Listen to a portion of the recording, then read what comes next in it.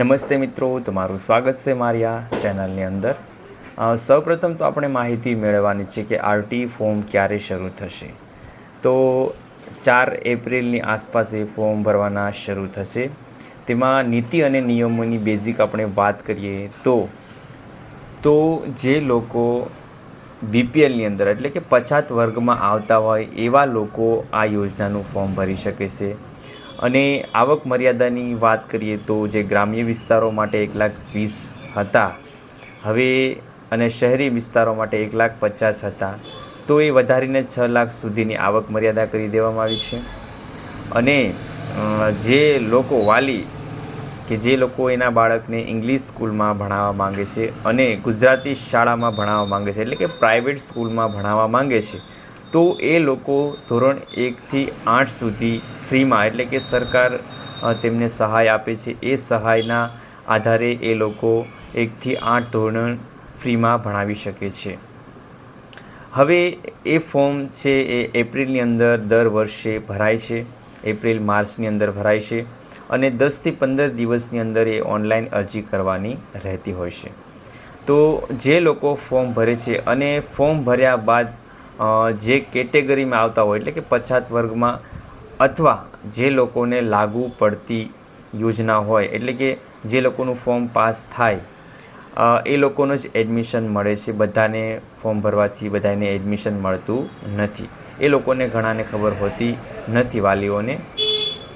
અને જે લોકોના બાળક 6 વર્ષના થયા હોય એટલે કે સૌપ્રથમ એ આંગણવાડીમાં ભણતા હોય, ત્યારબાદ એલકેજી યુકેજીની અંદર ભણતા હોય અને ત્યારબાદ એ પ્રથમ વર્ષમાં બેસવાના હોય, જો બેસાડેલા હોય તો એ લોકો ફોર્મ ભરી શકે છે, પરંતુ એને એડમિશન મળતું નથી એટલે કે ફોર્મ પાસ થતું નથી. પણ એ લોકો ફોર્મ ભરી શકે છે. તો ફોર્મ પહેલાં ભરવાનું રહેશે, ત્યારબાદ તમને એડમિશન મળી શકે છે. એટલે કે એડમિશન લીધેલું હોય તો તમે ફોર્મ ભરી શકશો નહીં, એટલે કે યોજના પાત્ર મળવાપાત્ર રહેશે નહીં.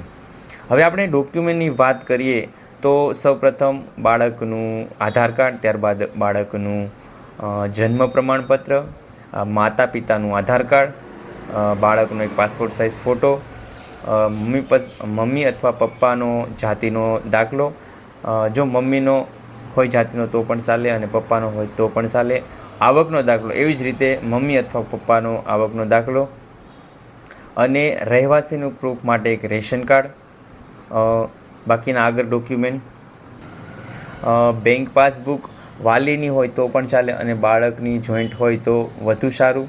અને જો બાળક આંગણવાડીમાં ભણતું હોય તો તેનું પ્રમાણપત્ર આંગણવાડીમાંથી મેળવવાનું રહેશે. આટલા ડોક્યુમેન્ટ તૈયાર કરી અને સાથે તમારે જો તમને ફોર્મ ભરતા ફાવતું હોય તો તમે જાતે ઓનલાઈન ફોર્મ ભરી શકો છો અથવા સાયબર કાફેમાં જઈ અને તમે ઓનલાઈન ફોર્મ ભરાવી શકો છો. બીજી ઘણી બધી કેટેગરી આવતી હોય છે કે કોઈ અનાથ બાળક હોય અથવા એકની એક દીકરી હોય તો તેનું પ્રમાણપત્ર મેળવી અને ફોર્મ ભરી શકે છે. વાલી માતા પિતા ન હોય, અનાથ બાળક હોય તે પણ ફોર્મ ભરી શકે છે. એવી ઘણી બધી કેટેગરી થી તમે ફોર્મ ભરી શકો છો.